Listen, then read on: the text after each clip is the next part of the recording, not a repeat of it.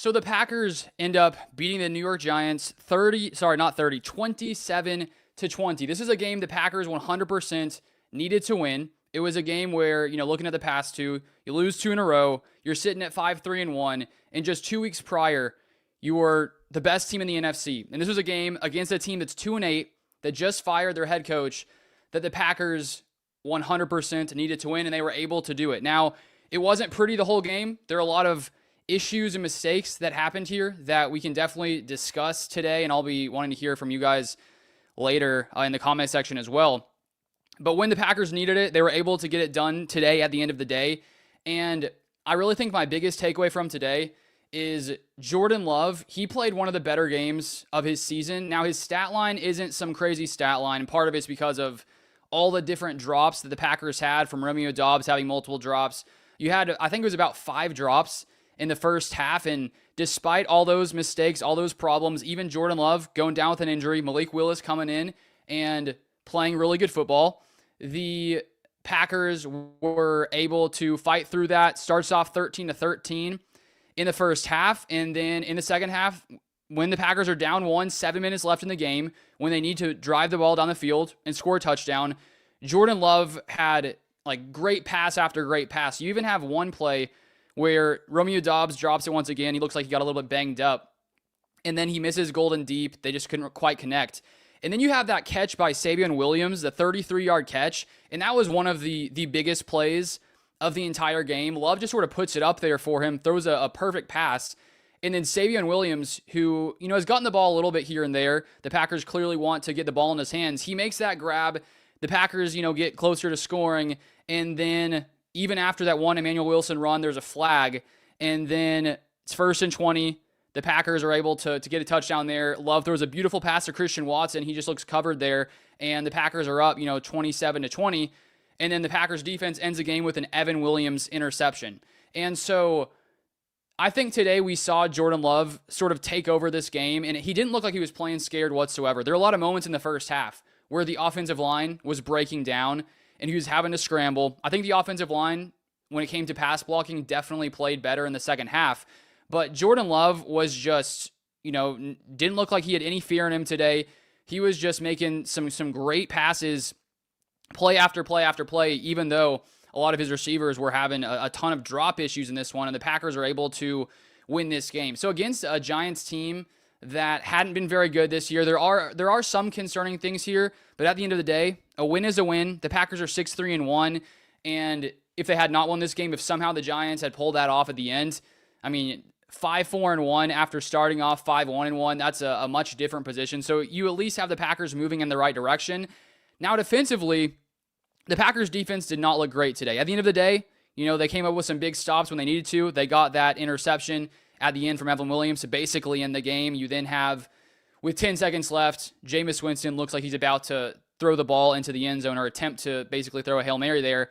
And then Micah Parsons, basically causes a fumble, and he had another sack a little bit earlier in the game that ended the Giants' drive. I think it was a 4th and 3, and Parsons gets a sack on that one. And so we've had so many moments this season in some of these big games, big moments near the end, where Micah Parsons ends up being one of the difference makers, and he was today once again. Now, a lot of the day, I was honestly pretty impressed with the way that the Giants were moving the ball down the field. Jameis Winston, he goes 19 of 29, 201 yards, 0 TDs, 1 pick. He should have had, 4 or 5 interceptions. I was surprised just how, the Packers couldn't catch the ball a lot today on offense, and defensively, you had Carrington Valentine have 2 near picks. You had one near the end there where it looks like Keyshawn Nixon's maybe going to have a pick. I think Xavier McKinney may have tipped it, and that's why he wasn't able to find it. Then you have that Bullard pass.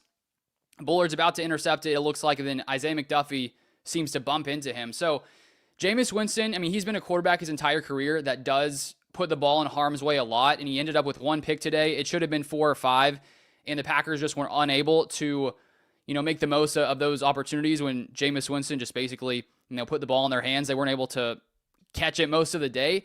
But, Jameis, besides those bad passes, he was moving the ball down the field. There were lots of times where he's just finding guys in the Packers zone and just converting time after time after time. And they also, they ran the ball 38 times to passing it 29 times, 142 total yards on the ground. they ran at 3.7 yards a carry. So it wasn't like, all game long they were destroying the Packers in their running defense, but it was just, they were pretty consistent when it came to running the ball today against this Packers defense. And, I think some of these teams, especially a 2-8 team where you just lose your head coach and Jameis Winston's coming in, I think, he's definitely loved by his team and, most of the NFL. And, he's a fun guy to watch, a great player. But thankfully, the Packers were able to basically shut it down here in the end and get this victory. And to start off this game, it sort of felt like what we've experienced the past couple of weeks was going to happen once again after the first drive. The Packers have to punt the ball, and you have a drop there. I think it was either the first or second drive. You have that drop by Romeo Doubs. And then Jordan Love goes down. Malik Willis comes in, starts playing really good, and you're thinking to yourself, golly, like what happens right now if Jordan Love stays out and Malik Willis comes in and just makes play after play after play? Thankfully, Jordan Love was able to come right back in, but Malik Willis, for the few plays that he was in there, that was that was a big part of the Packers winning this game because, if you don't throw that touchdown pass, Malik Willis there, then, it's tough for the Packers to, they wouldn't be quite in the same position they were in. So it's good for Willis as a backup to be ready for that and to come in and play some important snaps there. And thankfully, Jordan Love, wasn't too hurt to return back into this game. And then also, which I haven't brought up, you have Josh Jacobs going down, which that's very problematic. Hopefully that's not something serious. We'll keep an eye to see what the Packers say soon when it comes to Josh Jacobs and this injury, because if he's going to be out for a little while, we don't really know right now, then that's very impactful. But even when he went down, I think the Packers were still able to move the ball somewhat effectively. Emmanuel Wilson came in 11 carries for 40 yards at 3.6 yards per carry. Josh Jacobs, before he went down, had 7 carries for 40 yards at 5.7 yards per carry. So the Packers on the day have 23 carries for 128 yards at 5.6 yards per carry and 1 touchdown. And so after a week last week where the Packers, just their run blocking, they struggled. They weren't able to really run the ball effectively. The Packers were able to get the job done today when it came to running the ball for the most part. And so that's a good thing to see compared to what we saw last week. And I was curious coming into this game, what the Packers' plan would be. Because on the one hand, the Packers' run blocking has been pretty bad so far this season. And that's one reason the Packers have not run the ball quite as effectively as they had last season. But today, this Giants defense coming into this game, they were the worst team in the entire NFL when it came to rush yards allowed per carry. And so while I did want to see, just in general, the Packers become a more pass-heavy offense, because when you try to run the ball consistently, like the Packers did last week against the Eagles, and they're just having, a lot of issues, I thought to myself, we're paying Jordan Love $55 million per year. I think that Jordan Love needs to be the reason that we win or lose games, and I'm totally fine to put the ball in his hands and sort of ask him to be the one to really carry this Packers team. And today, the Packers did pass more than they ran in this one. 26 passes to 23 runs. But because they were able to run the ball effectively today, because, they were starting to pick up some gains consistently, it's understandable to keep running the ball when it's working today. Now, coming into future games, this was not a very good Giants defense, and so thankfully the Packers were able to put up 27 points, much better than 7, which we saw last week. So it's good to see the offense bounce back in this one. This was a game the Packers 100% needed, because if you lose this game or your offense struggles in this game, it's like, okay, what is this Packers team? And so now in my mind, looking at this Packers team, 6-3-1, there's still a ton of questions, and still in my mind, there's just way too many mistakes, mainly offensively, a little bit more also defensively today as well. But there's just so many mistakes. You have all those drops in the first half, specifically, some in the second half. You have that one play where Musgrave nearly fumbles the ball. It's counted as a drop because, it didn't end up being a fumble there. Thankfully, because the Giants would have been at least probably in field goal range, that could have put them up 16-13 going to the half. And so this Packers offense just can't keep making all these same mistakes. And against some really good teams, if they come out and play this type of football and just make as many mistakes as they did, better teams in the NFL, teams that are, much more talented than this Giants team, it's not going to cut it versus some of those great teams. So on the one hand, I'm very happy to see the Packers win this game. I'm happy to see Jordan Love play as good as he did. But if you have receivers dropping the ball, you have these fumbles, you have these holding penalties in big moments, if you keep doing this, Jordan Love isn't going to be able to bail you out every single time. And today, Jordan Love, he played nearly perfect football. I mean, if you take away all those drops, I mean, his numbers look much better. 13 to 24 looks pretty rough from the completion percentage, but I mean, the reason that happened was because of all those different drops. And so going forward, Jordan Love is going to be the reason the Packers are successful or not successful this season, because we've seen how good this defense can be. They're a little bit worse today, but it was good to see Jordan Love, especially in the end there. When you need it with 7 minutes left, he drives you down the field, makes pass after pass after pass, into with that touchdown to Christian Watson. And so that was, I mean, it's great to see the Packers actually end up winning that game. All right, now I'm going to come to some of the comment section. Just wanted to get my initial thoughts there, see what some of you guys have to say. We have here from Honest Work says, bro, we just need to catch the ball. Defense and offense, simple. Yeah, I mean, if the Packers caught the ball offensively and defensively today in every situation, the Packers win this game, like 40 to maybe like 17, 40 to 10. I mean, because of all those Jameis Winston interceptions, I mean, they should have been interceptions. All those different drops, 100% agree with you there. Corey says the Pack D was tired. They were out there almost the whole second half. The Giants defense, the Giants offense, they were doing a very good job of moving the ball down the field consistently. They're doing a good job of, having long drives, which you can tell, a lot of teams these days, it's like not trying to give the Packers the ball too often on offense, and I think you're definitely right about that. And then let's see what else you guys have to say here. Mike B says we need to play a full game. 100%. I mean, once again, 13-13 first half, it's better than losing. But at the same time, these mistakes can't continue. I agree with you there. I mean, these mistakes cannot continue just because, as I said, against some of these really good teams that are better than the Giants, and the Giants played a good game today, 100%. But against some of these great teams, you definitely need to be able to play, much more mistake-free football. Then we have here from Doc Holliday says the Packers make the easy stuff look difficult. That's definitely the case sometimes. And Mike B says, thanks, Jerry, for Micah Parsons. Yeah, thank goodness for Micah Parsons. He made some very impactful plays here today. Oh, and now let me talk about the kicker situation for a second, because I didn't touch on that in my beginning thoughts here. Now, clearly today, there was so much wind that I don't know how much I can 100% judge Havrisik in this game. But, with all the discussion around McManus, with all the discussion around Havrisik these past few weeks, you have McManus show up on the injury report yesterday, and it does make you wonder what's going on there. It just seems like, with the way Havrisik had played, was it necessary to keep putting McManus out there when it seemed like maybe he was still dealing with some type of injury? I think that's a questionable decision. There's definitely some questions I have there. But today, it's tough to have him come in after playing really well earlier in the season when McManus is down. McManus goes down today, and then you miss those extra points. Now, as I said, it was super windy, so I don't know if I'm going to judge him off of that, but it wasn't great to see him come in there and then sort of, miss those kicks. Steven says the Giants played pretty tough today. They did beat the Eagles and Chargers. The Packers are lucky to squeak this one out. Receivers dropped too many balls. Defense allowed too many long drives. And that's something with this Packers defense, that there have been a few games here or there where this has sort of shown up, these long, drawn-out drives. Now, on the one hand, this Packers defense up to this game had been very good at, limiting explosive plays. There were a few here or there today where the Giants receivers just found some holes in the Packers zone. But I'd rather it be a longer drive as opposed to getting beat like on a 70-yard touchdown. So at least the Packers defense is still, for the most part, not allowing a lot of explosive plays. But defensively, I was a little bit disappointed from what we saw today. Now, if they can get those interceptions, if they can stop dropping those passes, this is a much different game if you take advantage of all those different times, all those different opportunities where Jameis Winston basically gives you a ball and you're just not able to come up with it. And Carrington Valentine, he's a very, very good corner. I think that, he's incredible, honestly.